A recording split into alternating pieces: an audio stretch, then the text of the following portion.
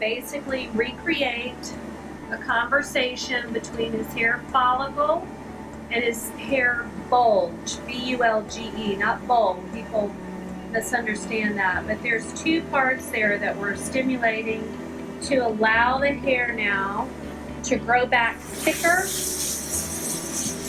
and more populated.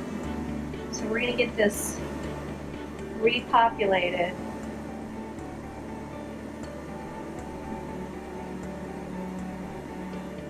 All right, so third and last syringe for his PRP scalp. This is his first injection.